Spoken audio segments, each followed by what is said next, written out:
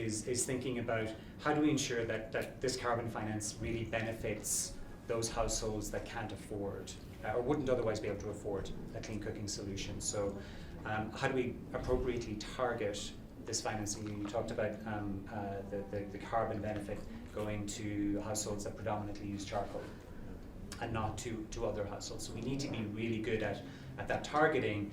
Otherwise, we're going to distort the market that's already there. We're going to reduce the willingness to pay for solutions if we're not really good at that targeting.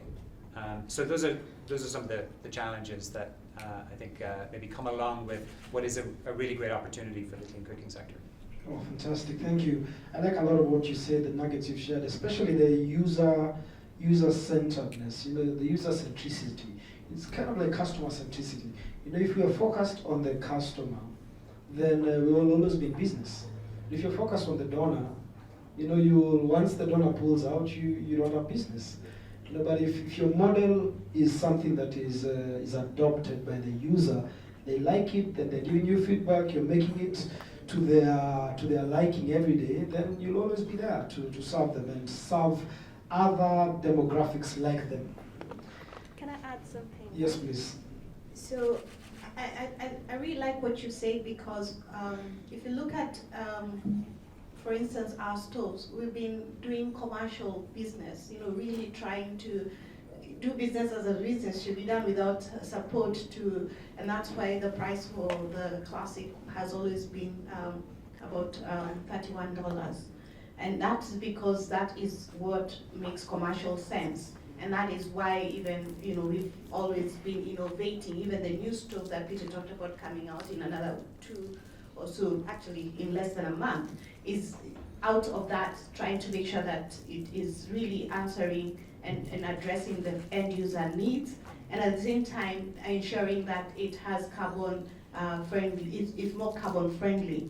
That's one thing. The other one was, even though I mentioned about charcoal and ensuring that the end user is a predominantly charcoal user, I think I probably should have mentioned that there is the wood one that Peter was talking about, going for 300 shillings or $3, $2.5, $3.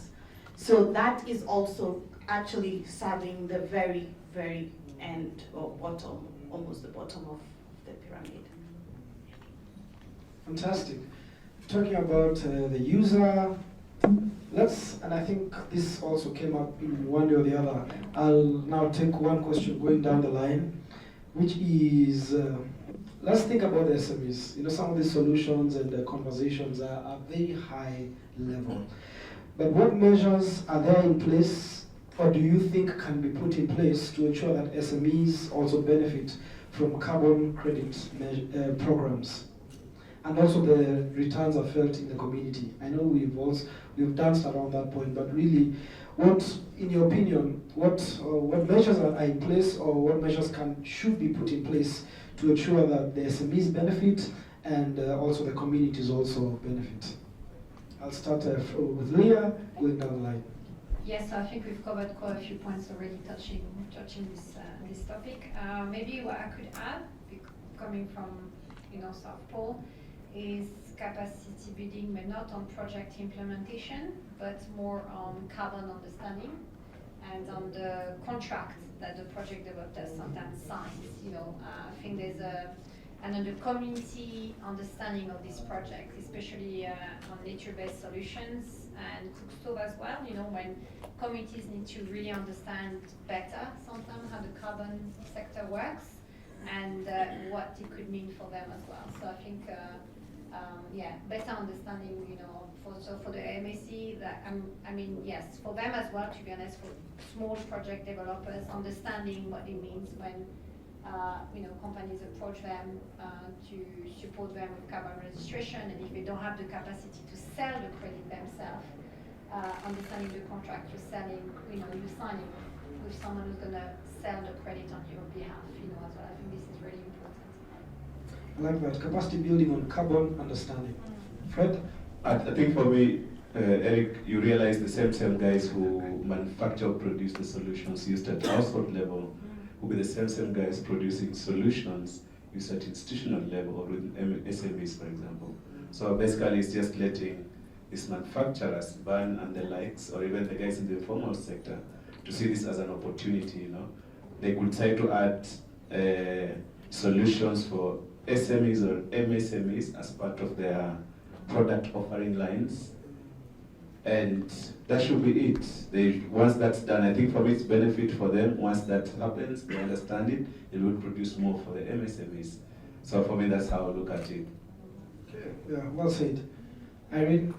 I'm not sure I understood your question. So the question was, how can this carbon credit conversation also have a benefit to smaller, medium-sized enterprises. I think for us, if I could take where we are right now, I see a great opportunity, like I mentioned, where we can partner with other organizations to help us distribute. So as I mentioned also, we have predominantly before now really focused on a commercial sort of distribution and sales network, route to market. And within this, we've been working with the likes of supermarkets, we've worked with retailers, wholesalers, etc. Now that becomes a very difficult way to work given all the data that you need, and given that a lot of these organizations are commercial based. So tell a retailer to pick data, and we've been trying it for the last, I think, 6 months. Get me data. Don't sell to someone unless they're a charcoal user. They're like, what the heck? I'm here to make money. And you're telling me not to sell, go to Naivas, and then the guy, you pick a jiko, and then the guy asks you, unatumia mkaa nyumbani? You say, no, it's only for weekend, you can't buy it. Like, why are you having it on the shelf then? So what we've seen as opportunities is working with other types of with the SMEs that are more social types, like small distributors, women groups, like I said, institutions that offer financing, because even though some people are predominant users of charcoal, they cannot afford to buy even a 2,000 stove outright. They will ask, can I pay 3 times? Can I pay? So there is opportunity to work with different organizations, mainly to help us in distribution. And we are actually, ready to train them, make sure they can be able to use some of our, some of the systems and processes that we have, so they can be able to work together with us, because Kenya is big. If we want to sell all these vehicles within the shortest time possible and make the biggest impact, we need to do it sooner than later. That's very interesting. That even you need help. We do. We can't do this alone. Wow. I sit across from this gentleman. He's in biogas, right? And he told me that there's just about 30,000 farmers in Kenya that are taking advantage of biogas solution, right? Out of a potential market of how many farmers? 2 million. So there's big gaps. There's big gaps and big opportunities for smaller players to come and just add value to that chain. Finally, Colin. I think maybe just one thought on the last part of the question there about benefit to the community. Anything that we can do to shorten the distance between an outcome buyer who's paying for a carbon credit and the behavior that needs to be changed at households, in communities. I think technology is a huge part to play there. You can envision a future where someone decides to use their improved cook stove to cook a meal rather than a polluting fuel, and that is directly being fed through blockchain or through other technologies to a marketplace where they're immediately being incentivized to do that. So I think the shorter distance we can have between the incentive that carbon financing offers and the behaviors that we need to change, because ultimately carbon financing is a subsidy to change that behavior, to reduce a negative externality, and I think the more precisely we can kind of link those two, the more that benefit flows to communities. You can also maybe even envision that communities, households get paid from carbon financing for using their stove. I think there's a lot of space for innovation in business models there to reduce that distance between the payer and the person whose behavior we're hoping will change. Yeah, certainly. I like what you said, and there's opportunity to use that carbon financing to incentivize behavior change. I was sitting across from my friend, is it Douglas? Danson, yeah, at lunch, and he was sharing banter with Paul from Fairtrade, and he was saying that this carbon credit is something that benefits people out there, And he was asking, he's challenging his friend, have you ever tasted any carbon credit? And I guess what you're talking about is what should work. We should find a way of maybe sharing that cake so that these other end users, when they have a bit of that cake, it will incentivize behavior change. I think Yes. I could add on to that. So there's a big trickle down. And I don't like the word trickle, because trickle is like, yeah, that's old dots. So there's an outpouring out because I mentioned earlier, these stores need that data. That data needs to be collected by people. This is not a shop selling 100 units per month. This is an individual selling one stove per home. This is someone who's been employed via BAN or via any other carbon project. This person is going to be educated on how to do things differently. These persons, if you look at the JD of the people we're looking to distribute these stoves for us, we're actually saying, can they use a phone? Period. I don't want to know whether they got what grade they got in class 8. It doesn't really matter. Can they use a phone? Okay, I'm going to tell them some key brand benefits and how to teach them how to sell. Can they be able to own that and transmit that? So it's a very, it actually has a big impact on the society. Again, like I mentioned, I probably didn't, but we are looking for people in the community. We are not bringing people from Nairobi to go and sell our stove in Kakamega and Busia and Murang'a, no. We are very specific. We want to get the locals to sell to the locals because they are talking, they need to be able to reach and speak the language and be able to understand what the intricacies of the issues may be. So bottom line, there is that whole outpouring going through to the society. There's a lot of activations in the market, a lot of engagement, training, awareness. So it's not just it's not a very narrow route. Okay, it goes down to a lot more people than we can see on the surface. Leah.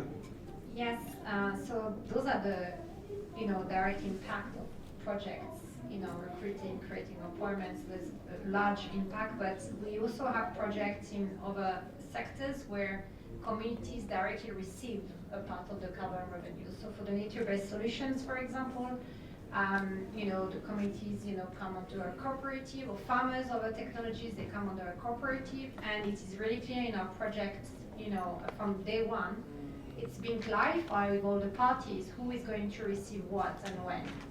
So it is possible, we're already doing it with, so I think it's up to each project developer. Sometimes when it's too complicated, maybe to share directly, there's an agreement of a school being built, or there's, a different type of, of impact, or how the carbon revenue is directly going back to the communities. And we strongly encourage, anyway, for the community to be direct beneficiaries, because those projects are gold standards 15 years, Vera 21 years. Those are very, very long, projects. So sustainably, those are the most successful projects when they directly involved. Fantastic. There is a direct way to incorporate the community benefiting in the contract, in the carbon financing contract. Fred? Yeah, I would like to shift it a little bit, and I'm glad we went to the community. But most of the things that happen at the community start from somewhere. We have carbon-funded projects happening, etc. And I think for me, I would shift this to maybe our government at that level, you know. I think most of the carbon funded projects are either recognized at government level, and for this maybe I'll talk to our government, for example, maybe the Ministry of Environment, where they could be domiciled, I'm not sure. I think looking at also from that level, I think one of the things maybe we might want to address as a country is we have the capacity to be able to disseminate this information on the benefits of carbon projects at our level, you know. Is a possibility we could know all this here on the stage, isn't it? But again, the same communities we think will be beneficiary of these projects, they have no idea. I'm trying to imagine this conversation between someone from Ban now selling this stuff to a household. I'm trying to imagine this last mile entrepreneur telling the household or whoever they're selling to that there's something called a carbon project behind this stove you're buying, you know? And this is what it does. I benefit, I won't say how I benefit, but I want to say this is how you benefit by buying this, you know?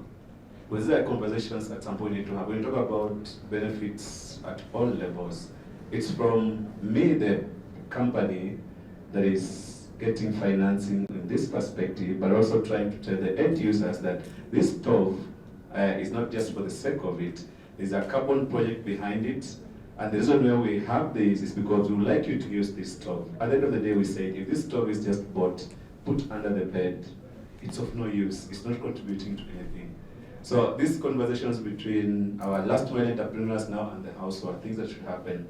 But I think at sector level, maybe one thing we might want to consider if it has not happened is, can we have capacity building at that level, you know, within our government ministries, with some of the key players in the sector, key stakeholders and other people, just to understand what is this concept about carbon financing. Please forgive me, it could be out there, I may be the only one who may not know, but you know. But the building will be, this is something that is now again coming up again, Eric. And it's important that we get sober conversations. We could make this as one of our resolutions, you know, for the Clean Cooking Week in Kenya, and say we have a specific technical working group looking at carbon financing projects in Kenya, you know. Look at the frameworks under which they are implemented. And then look at the things that, are they really contextualized to our context, or they are not? If there are things that we think need to be adjusted somewhere, why not have some of these sober discussions? I think the goal is not to avoid or to stop their progress, but just to make sure whatever happens, everyone understands what's happening. The benefits, like, let me not use the word trickle as well, the benefits go to the end user, as we have alluded here. Thank you. What's so bad about the word trickle? Trickling means, if I use that for you, It's a so drop, it's a drop a at a drop, time. it's just a drop, you know? Ah, Yeah. okay.